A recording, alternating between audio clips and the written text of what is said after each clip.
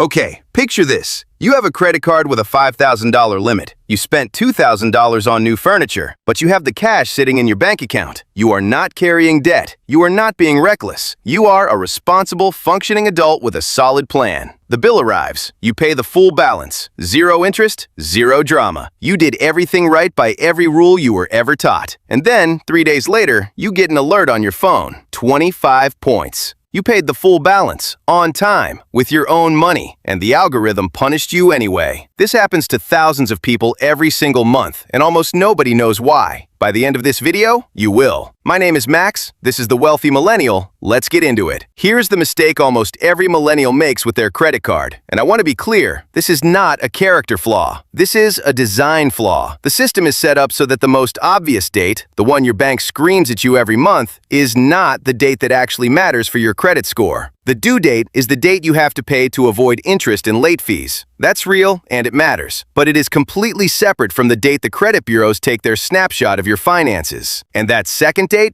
the statement closing date, is the one that's silently controlling your credit score every single month. Here's what most people assume, that the credit bureaus, Experian, TransUnion, and Equifax, are watching a live feed of your bank accounts, like a security camera that's always on. You pay off your card, the camera sees it, the score goes up. Clean and simple. That is not how this works at all. The credit scoring system is not a live feed. It is a series of photographs. And the photographer, in this metaphor, the photographer is your bank, takes the picture on a very specific day every single month. And unfortunately, that day is almost always right before you've cleaned up the mess. You are living in real time. Your credit report is living on a 30-day delay based on a photo taken at the worst possible moment. And if you don't know when that photo is being taken, you are letting the bank tell your financial story for you, and they are not going to paint you in the best light. Let me walk you through the actual calendar of a credit card billing cycle, because I think visually, this is going to click for a lot of you immediately. I want you to picture a 30-day month. From day 1 through roughly day 28, you're living your life. Groceries, gas, streaming subscriptions, the DoorDash order you told yourself was a one-time thing, it was not a one-time thing, and maybe some furniture, a flight, whatever. Your balance is climbing throughout the month. This is totally normal. This is what credit cards are for. Then comes day 30, or whatever day your specific billing cycle closes. It varies by card. This is called the statement closing date.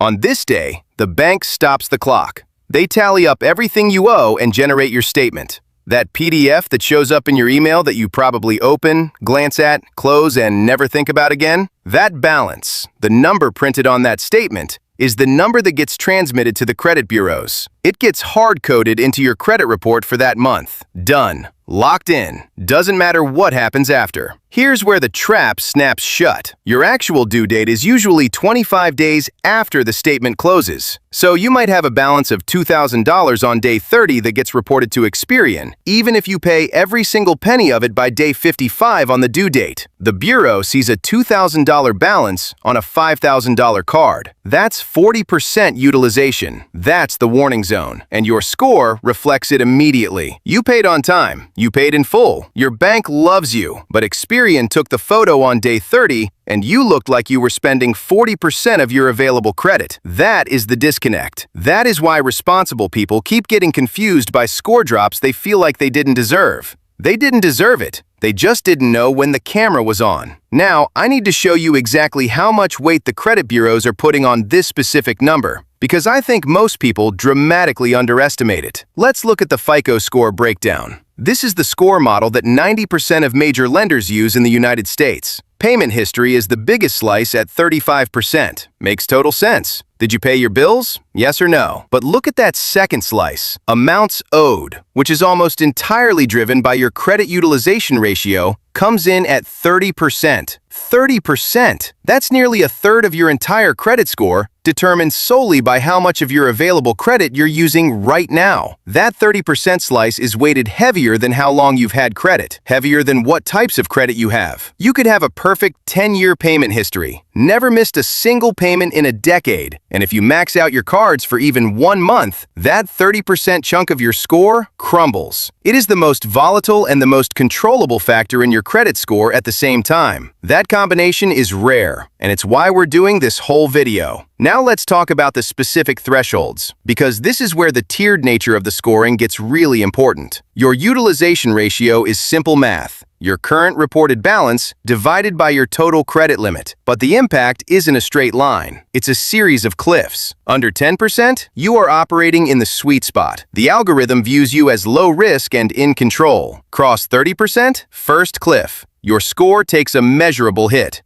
Cross 50%, the bank's risk model starts seeing distress signals. And if you're maxed out at or near 100%, the score goes into free fall almost immediately. And here's the part that really gets people. This applies to each individual card and your overall total. You could have $50,000 in total available credit spread across 5 cards. But if one single card with a $500 limit is maxed out, your score suffers. The algorithm flags that one card as a panic signal regardless of your total available credit. I call it the panic zone. One maxed out card with a tiny limit can drag down an otherwise excellent score. I've seen people with 800 credit scores crash into the 700s and 40s just because they put a family vacation on a card with a low limit and didn't pay it down before the statement closed. They didn't miss a payment. They weren't in financial trouble. They just let the utilization spike cross the 30% threshold on the wrong date. The good news? We can completely prevent this. That's the whole point.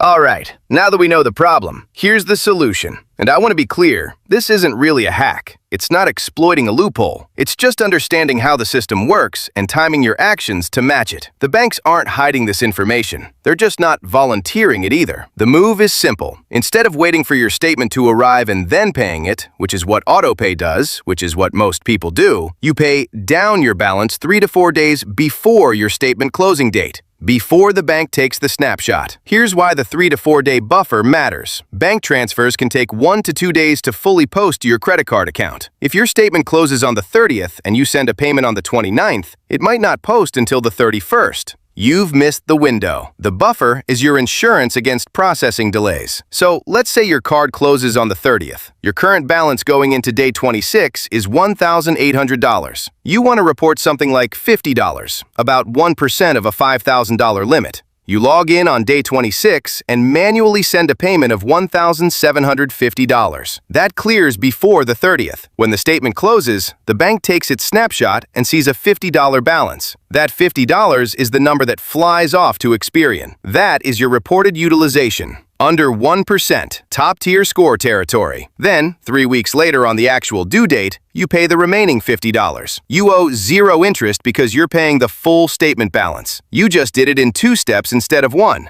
You spent the same amount of money. You paid the same $0 in interest. But the credit bureau saw a completely different version of your finances. You controlled the narrative. Now, here's the part of the video where I'm going to tell you something that sounds completely backwards, and I need you to trust me for about 60 seconds before it clicks. You might think the ultimate goal is to report a 0 balance on every single card every single month. Paid off. Clean. 0. Perfect, right? Nope. Consistently reporting 0 balances across all your cards can actually result in a lower score than reporting a small balance. This is one of the most stubborn myths in the credit world, and it trips up people who are genuinely trying to do everything right. Here's why. The FICO algorithm is designed to score how you manage debt. If your report shows 0 balance month after month, year after year, the model has no data on your repayment behavior. It can't see how you handle credit because you're not demonstrating that you use it. In the algorithm's eyes, a person who uses credit responsibly is slightly less risky than a ghost who never shows up in the data. You want to be scoreable. You want the algorithm to have evidence that you are excellent, not just absence of evidence that you're bad. Data from MyFICO shows that people with 850 credit scores, the maximum, average somewhere between 4 and 7% utilization, not 0. A small, actively managed balance. The strategy to achieve this across multiple cards is called AZEO, all 0 except 1. If you have 5 credit cards, you pay 4 of them completely to 0 before their statement dates. For the 5th card, ideally your oldest one with the highest limit, You pay it down so it reports a tiny balance, $10, $20, roughly 1% of the limit. That one card signals to the algorithm, yes, I am actively using credit. And yes, I am keeping it almost entirely paid off. And I know what's coming next. If I leave a balance, don't I pay interest? No, because leaving a reported balance is not the same as carrying a balance. You're letting $10 appear on the statement. Then you pay that $10 by the due date. You pay zero interest. The reporting date and the due date are different. You're threading the needle between them. This is the whole game.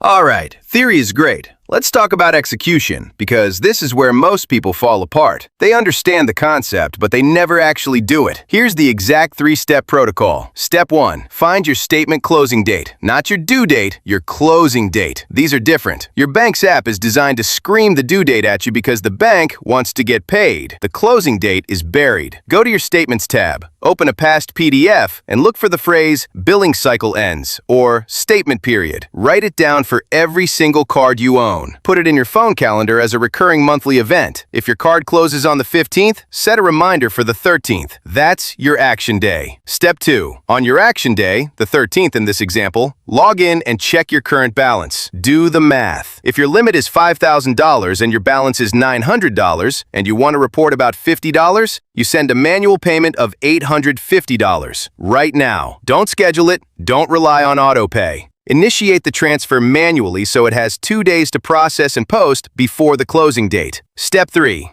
After the statement closes, you'll get an email saying your statement is ready. Open it. It should show a tiny balance, your $50 or whatever small amount you left. Now, just make sure that gets paid by the actual due date, about 20 to 25 days later. If you have autopay set to pay the statement balance, it will automatically pool that small amount. You've now completed the cycle. Low utilization reported, zero interest paid, score protected or boosted. This is not complicated once you've done it once. Before I send you off to optimize your credit score, there are 3 traps I need to warn you about, because one of them can actually get your account shut down. Trap 1. Autopay betrayal. If you have autopay set to pay your statement balance, it fires after the statement closes. It is designed to keep you from being late, not to optimize your score. If you want to use this strategy, you need to turn off the autopilot for the payment before closing step and do it manually. You can still use autopay for the final cleanup payment of the small balance, but the big strategic payment has to be you, manually, on your action day. Trap 2. Credit cycling. This is the one that can get your account shut down. Credit cycling means spending up to your limit, paying it off mid-month, and then spending up to your limit again, multiple times within one billing period. If you have a $2,000 limit and you cycle through $6,000 of spending in a month by paying it off twice, your bank's risk department flags that as potential money laundering or fraud. Banks gave you a $2,000 limit because that's the exposure they're comfortable with. Exceeding it repeatedly triggers a financial review. If you find yourself needing to pay down your card mid-month just to use it again, you don't need a payment hack. You need a credit limit increase. Trap 3. Closing old cards. When you close a card with a zero balance, you eliminate that card's credit limit from your available credit total. Your overall utilization jumps instantly even though your spending didn't change. Keep old cards open. Put a small recurring subscription on them. Your Netflix, your Spotify. Set autopay and let them silently pad your available credit. They're not doing anything complicated. They're just holding space in the denominator of your utilization math. One final thing on the future of credit scoring. Most lenders today use FICO 8, which is the snapshot model we've been discussing. Memoryless, resets monthly. But newer models like FICO 10T use 24 months of trended data. They can see if you habitually run high balances and pay them down at the last second versus genuinely maintaining low utilization. The statement date strategy still works under FICO 10T, but the longer you maintain genuinely low utilization, the better your trended profile looks. Start now, and future you gets double the benefit. Here's your homework. Pick one credit card. Find the statement closing date. Set a calendar reminder for 2 days before it. On that day, log in and pay your balance down to roughly 1% of your limit. Let the statement close. Watch your score monitoring app. Report back in the comments with how many points you gained. It helps verify the data for everyone watching. If this video saved you even 1 point on your mortgage rate someday, that's worth thousands of dollars over the life of the loan. Subscribe if you want more of this. I'll see you in the next one. Peace.